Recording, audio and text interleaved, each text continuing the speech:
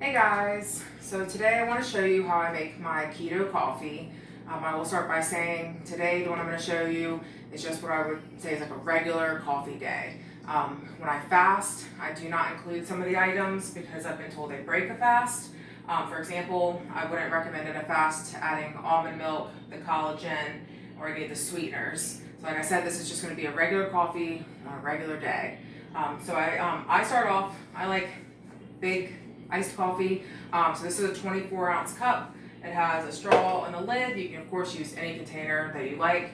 At the beginning of the week, I fill up one of these large jugs of coffee and I put it in the fridge so I have iced coffee every day. For me, it's just easier than having to remember to do the night before or in the morning, wait for it to get cold. So then I'm just good to go for the whole week. So this is half a cup of almond milk, unsweetened.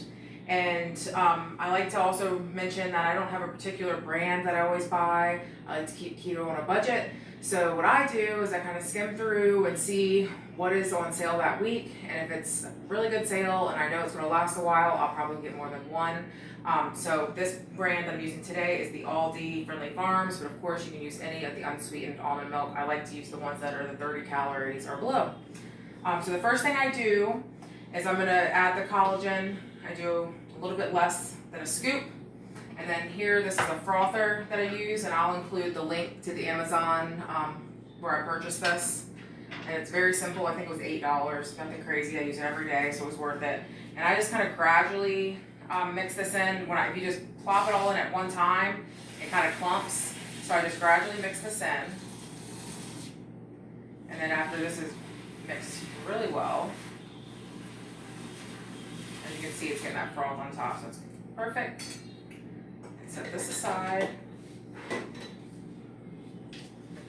the next thing is I can go ahead and add this to my cup. The only reason I do it in the mixing cup is that it's shorter. It's kind of hard to get that frother down in the cup like this. And of course, you could add the coffee. I mean, I've done several different types since making this. This seems to be the easiest method I've found.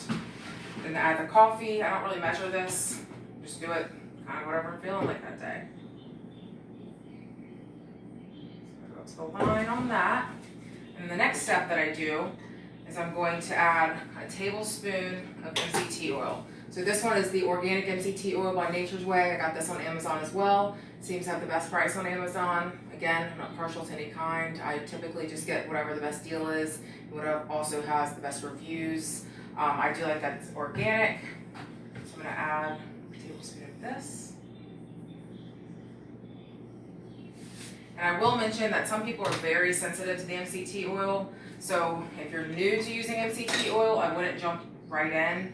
I would maybe start with a teaspoon and then work up to maybe, half a tablespoon and go from there, because it can really upset your stomach if it's something you're not used to. So just be mindful of that.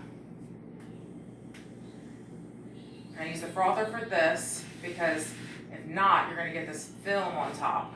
And again, you can drink it just like that. I know people who take shots of this stuff, but you want it just to be really well mixed. So you can see it's got a nice froth on top, mixed really well.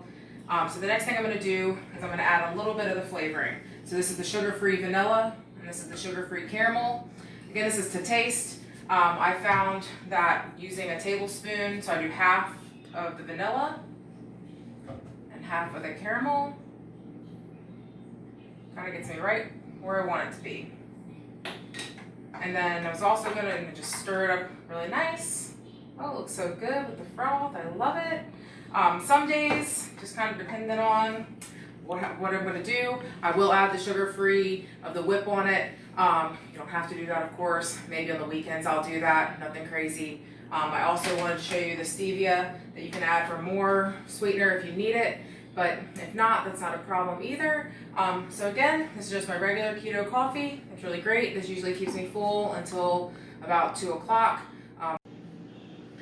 Okay, so just to recap, this is my regular keto coffee. It's not bulletproof coffee per se, because I do not put butter in it. Some people do that as well. I do recommend doing some research on it before you just jump right into adding anything crazy to your coffee.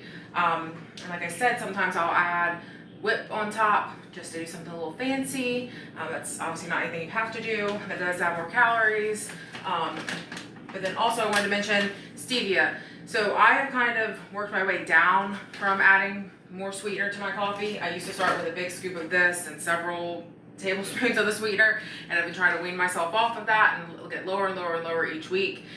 So I did not show you adding the stevia to it because I'm not going to use that in it today, but of course if you need it to be a little bit sweeter you can. Things I've been learning along the way are that even the artificial sweeteners or even stevia can spike your insulin, and the whole point of keto is to try to lower the insulin level, getting into ketosis and burning our own fat. So as I'm learning more, I'm tweaking what I do. So like I said, some of these things might not be full on something that will work for you, but this is something that has worked for me. And so if you have any questions, feel free to comment on this video and I'll try to answer them the best I can. And if you've enjoyed this video today and would like to see more, please like this video, share it with your friends, and subscribe to my page. And I will see y'all next time. Thanks.